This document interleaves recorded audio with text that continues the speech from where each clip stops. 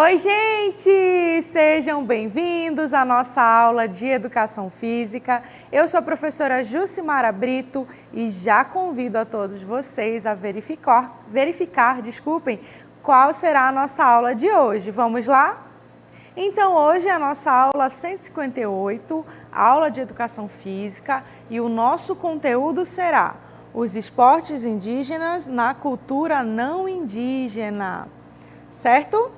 Muito bem, então vamos à nossa aula. Primeiro eu quero que vocês observem aqui o nosso cenário. Onde é que eu estou? Vocês sabem? Bom, eu estou numa oca, né? E tem tudo a ver com a aula de hoje, porque se vocês viram lá no nosso conteúdo, nós vamos falar sobre a presença dos esportes indígenas na cultura não indígena. E falando em cultura, a gente sabe que a cultura brasileira, ela tem grandes influências. Vocês sabem de quem? Escrevam aí no chat. Que influências a gente recebeu aí durante a nossa história? Vem comigo que vocês vão já saber. Vamos lá? Muito bem, então a gente tem influência indígena, principalmente aqui na nossa região, e vocês vão já descobrir o porquê. Nós temos influência africana e nós temos influência branca, ou seja, a cultura brasileira é uma mistura, né? É a questão da miscigenação dessas raças que deram origem aí à nossa cultura. E falando da influência indígena, eu quero mostrar aí alguns tópicos para vocês a respeito dessa influência. Então, olha só, de acordo com o que a gente observa ao nosso redor, a gente pode perceber que a nossa herança cultural dos povos indígenas, ela é muito forte. Ela está presente no nosso vocabulário, na nossa culinária, no artesanato, na alimentação, né? Então, primeiramente, observem aí essas três imagens. Olha só aí o peixe assado. O peixe assado é o quê? É uma influência indígena. Todo mundo aqui da nossa região gosta de peixe, né? Eu sou apaixonada por peixe assado. Tem a questão do quê? Do artesanato. A gente sempre tem alguma coisinha relacionada aqui à nossa região, né? Pode ser um imã de geladeira, um quadro ou até mesmo um enfeite de cabelo, né? Normalmente a gente usa muito no tempo festivo, né? No tempo do boi, tem aqueles enfeites com pena, né? Isso tudo aí é herança da cultura indígena, tá? E nessa terceira imagem vocês vão ver aí uma rede, né? É um objeto que a gente ama, né? Principalmente ficar embalando nessa rede, que também é herança indígena. Vamos prosseguir. Então, olha só, nós temos também os utensílios domésticos, como a cuia e outros utensílios. Nós temos a medicina natural, vegetais e animais como fonte de cura natural para as doenças. Os nossos avós, os nossos pais, eles gostam muito disso. Eu já aprendi muita coisa com os meus avós a respeito da medicina natural e é algo que eu gosto e acredito muito. Eu espero que vocês também tenham conhecimento sobre a medicina natural, no caso da andiroba, da copaíba, né? Sebo de carneiro, banha de cobra, tem vários aí que são usados para curar doenças, né? E também tem as práticas corporais. E é falando dessas práticas corporais que nós vamos falar sobre os esportes indígenas na cultura não indígena.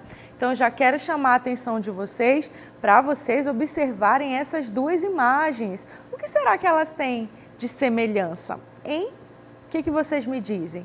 Então, a gente aqui pode perceber um esporte indígena que está presente numa cultura que não é indígena, mas que tem aí a sua influência. Então agora nós vamos falar sobre o uso do arco e flecha e como ele é visto aí durante os jogos, né? Tanto os jogos indígenas quanto os jogos olímpicos. Vamos lá? Muito bem, então o arco e flecha nos jogos indígenas funciona da seguinte maneira. Cada comissão indígena, ou seja, cada tribo indígena, vai aí inscrever 2 atletas.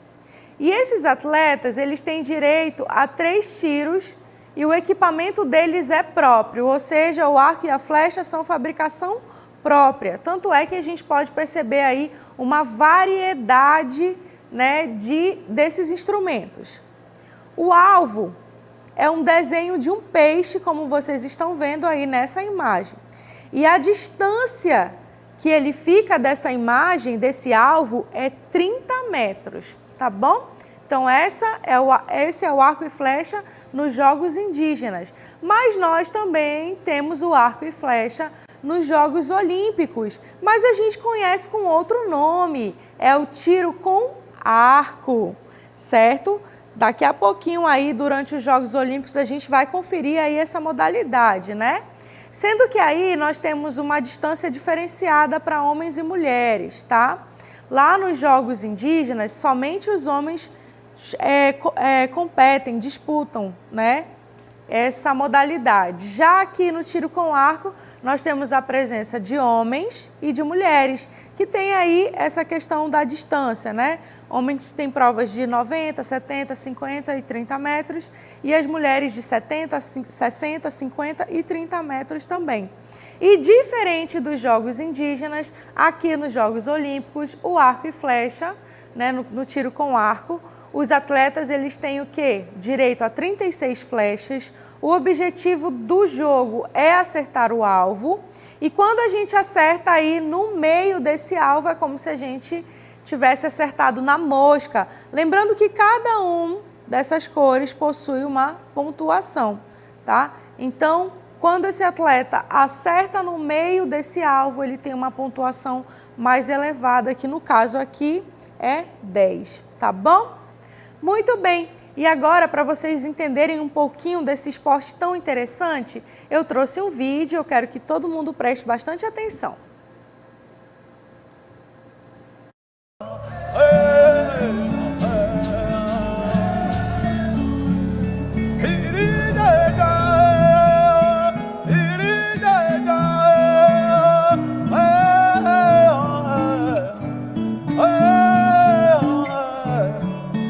Eu sempre gostei muito de aprender novas culturas e a cultura indígena me fascina. E acho que é importante, tem muita coisa pra gente aprender com os indígenas e meu esporte vem do tempo até das guerras, não só dos indígenas. Então acho que tem uma troca de experiência muito grande aí entre o profissional, que é o tiro com arco, e o arco e flecha, que é o indígena. Nosso treinamento é natural, é o dia a dia, lá dentro da aldeia. Assim, caçando, fazendo nossos alvos lá dentro da aldeia com um pedaço de pau, desenha a onça, um peixe, e aí para acertar na cabeça onde é o lugar que morre mais rápido.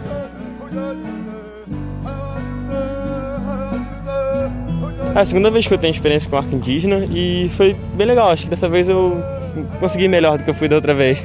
Tive um pouquinho mais de força, porque a pegada é diferente, aí às vezes escapa aqui por conta de ser diferente o jeito de pegar.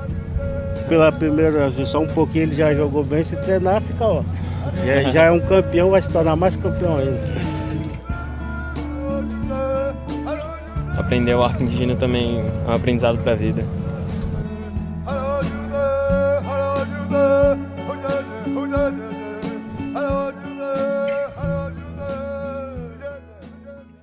Muito bem, vocês viram aí que interessante a troca de informações a respeito dessa modalidade do tiro com arco e o tiro no alvo, né?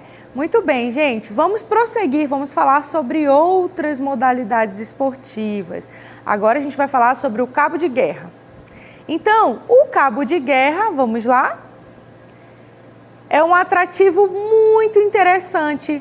É um conjunto de técnica e força física. É o reconhecimento dos guerreiros da equipe. E aí nós temos a presença tanto feminina quanto masculina. Então, o cabo de guerra para eles é o quê? É uma modalidade esportiva. E aqui para a gente já é diferente. Observem aqui. Enquanto para eles é uma modalidade esportiva, o cabo de guerra na cultura não indígena se transformou o quê? Numa brincadeira, numa atividade. Vamos ver um pouquinho sobre essa atividade? Podemos seguir.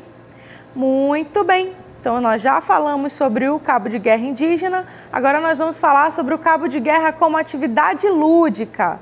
São duas equipes com o mesmo número de participantes e o objetivo é puxar a equipe adversária para o seu lado. Então, observem aí a influência indígena no nosso dia a dia.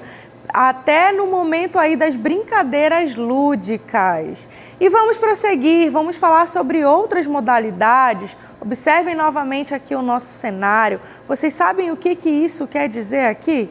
Qual seria esse evento? Bom, assim como nós temos os Jogos Olímpicos, os indígenas também têm os Jogos Indígenas. E é muito interessante porque a gente conhece cada um dos esportes que eles competem, tá? E falando em esporte, vamos lá com a paixão nacional, né? Com a nossa paixão nacional. Vamos ver se na cultura indígena ele tem o mesmo valor? Vamos lá. Muito bem. Então, a influência da cultura indígena no esporte é muito grande. Tanto é que eles jogam futebol também, com as mesmas regras do futebol convencional. Só que aí ele tem um destaque no aspecto lúdico. O jogo em si não atrai grandes públicos, porque vocês já conhecer o motivo. Prosseguindo, mais uma vez, temos uma imagem do futebol, que a gente falou que é a nossa paixão nacional. Podemos prosseguir. Nós vamos ver agora o Jico Narrati ou Chico Narrati. Vocês podem ver aí de várias formas esta palavra sendo pronunciada, tá? Bom, esse é mais conhecido como cabeçobol. Esse sim é a paixão nacional da cultura indígena. É uma das mais conhecidas. Ela é lá da etnia Aliti Pareci. É o futebol de cabeça. É um esporte muito interessante, onde eles utilizam a cabeça para fazer aí a pontuação, certo? Muito bem. Prosseguindo, observem aqui, nós vamos falar de outra modalidade. Observem aqui as imagens. Qual será essa modalidade? Já digo para vocês, nós vamos falar sobre a corrida. Vamos lá? Muito bem. Então, a gente sabe que no atletismo nós temos as corridas de 100 metros, né? Que a gente chama de corrida rasa. Os atletas, eles se tornam grandes competidores. Fácil de se adaptar tanto no sexo masculino quanto no feminino.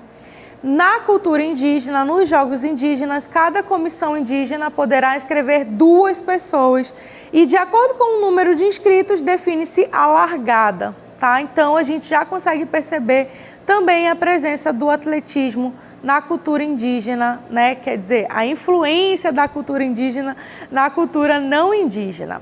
Prosseguindo, temos outra modalidade para apresentar para vocês. Observem aqui a imagem. E agora eu estou falando para vocês sobre as lutas corporais. Vamos conhecer as lutas corporais indígenas? Vem comigo. Então, olha só, a luta corporal indígena, ela é realizada tanto por homens quanto por mulheres. E elas vão se diferenciar para cada tribo, né? Cada tribo vai ter seu estilo e a sua técnica variada. E aí nós temos 3 lutas corporais indígenas. Nós temos o Uka-Uka, que ele é muito utilizado no Quarupi, né? Que é um ritual. Nós temos o Idijaçu e nós temos o Aipenquit. E cada um deles tem a sua diferença, tem a sua própria característica, tá bom? O Uka-Uka, como eu disse, ritual é usado no ritual Quarupi. O Idijaçu, eles começam aí ó, de pé e a intenção é agarrar a cintura do seu oponente. O Aipenquit também é uma luta corporal, tá certo?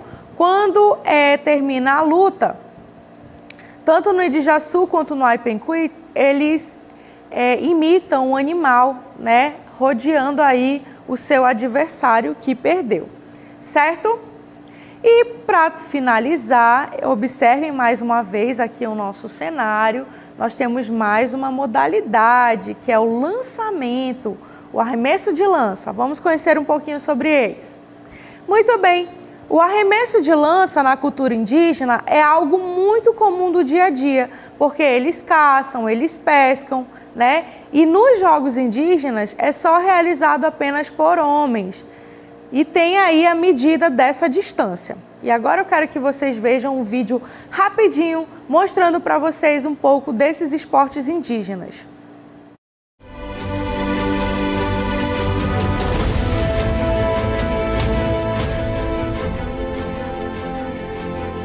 Então é uma emoção assim, muito grande para mim, né? De ver esse encontro, né, desses povos, não só dos povos do Brasil, né?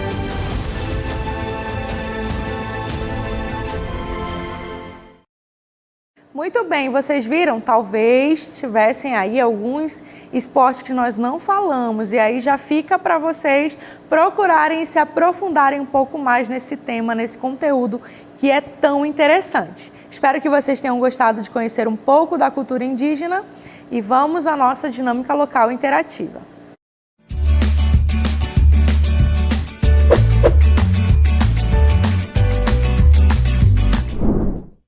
Muito bem, turma. Muito bem, alunos.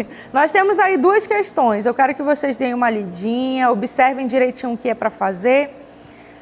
E nós temos a segunda questão, que vai falar também sobre uma prática esportiva. Observem direitinho e já já a gente volta para interagir.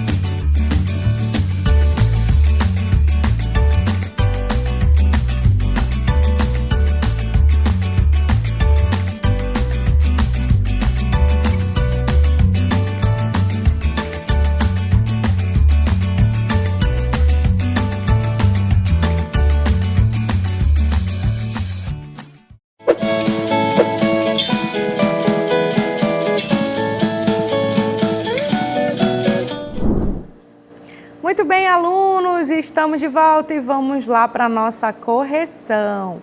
Mas antes eu quero verificar qual foi a resposta que vocês deram para as duas questões, tá bom? Então a gente começa aqui com João Victor. De acordo com o João, ele acha que a questão 1 é a letra A e a questão 2 é a letra D. Será, João? A gente vai já conferir, tá bom? Logo depois nós temos o Daniel dizendo que a questão 1 é a letra A também. Será, gente? Nós vamos já conferir. Bom, e cadê os outros alunos? Eu não estou vendo vocês aqui no chat. Estou sentindo falta, viu? Vamos participar, gente. São duas questões super fáceis. Tá tudo relacionado à aula que eu acabei de ministrar para vocês. Bom, já que a gente não tem mais nenhuma participação, vamos à correção. Então, de olho aí no enunciado. O enunciado dizia assim: os povos indígenas usavam muito o arco e flecha como arma de guerra. Atualmente é usado para a caça, pesca e rituais e tornou-se também uma prática esportiva. Sobre o arco e flecha indígena, podemos afirmar que o alvo tem o formato de um peixe? Certo, tem o formato de um peixe, né? Vamos marcar aqui. Está correto. Segundo, cada competidor tem direito a 3 tiros ou 3 flechadas? Correto também. Prosseguindo, o tiro é realizado a uma distância de 10 metros? Não, é de 30 metros. Então, esta aqui está errada. Prosseguindo, o tamanho do arco e o material da flecha variam entre as etnias? Correto, porque cada um fabrica o seu próprio instrumento. Então, nós temos 1, 2 e 4, correto. Logo, a letra C é a correta. Apenas 1, 2 e 4 estão corretas. Vamos ver aqui a questão 2 e já eu mostro para vocês o gabarito, tá? Na questão 2 diz assim: é uma prática esportiva que faz parte dos jogos indígenas, mas que se tornou popular na cultura não indígena como brincadeira folclórica. Nós estamos falando de quem? Do cabo de guerra. Foi a única que a gente falou na nossa aula, né? Prosseguindo, vamos ver aqui o nosso gabarito. Muito bem. 1, 2 e 4 estão corretas, como eu marquei lá para vocês aqui, a letra C. Deixa eu voltar. Aqui, ó, letra C, certo? E a segunda é a letra D. Muito bem? Bom, antes de prosseguir, deixa eu ler o comentário sobre cada um. Então, ó, as sentenças 1, 2 e 4 estão corretas. O arco e flecha na cultura indígena é disputado da seguinte forma: cada delegação pode inscrever 2 participantes diferentes, cada um com direito a 3 tiros. O alvo se localiza a uma distância de 30 metros e é marcado pelo desenho de um peixe. Olha aí, todas as informações no comentário. Prosseguindo, na questão 2, a gente marcou a letra D e o comentário é o seguinte: o cabo de guerra é uma brincadeira lúdica muito utilizada em eventos recreativos. Ela estimula a agilidade, o condicionamento físico, a força, a resistência, cooperação e melhora a socialização entre crianças, adolescentes e adultos. Muito bem. Então essas foram, né, as 2 questões que nós tínhamos que resolver. Bom, turmas, espero que vocês tenham gostado de conhecer um pouquinho mais a respeito dos jogos indígenas e a influência deles sobre os esportes que nós temos atualmente. A gente se encontra numa próxima oportunidade. Até mais!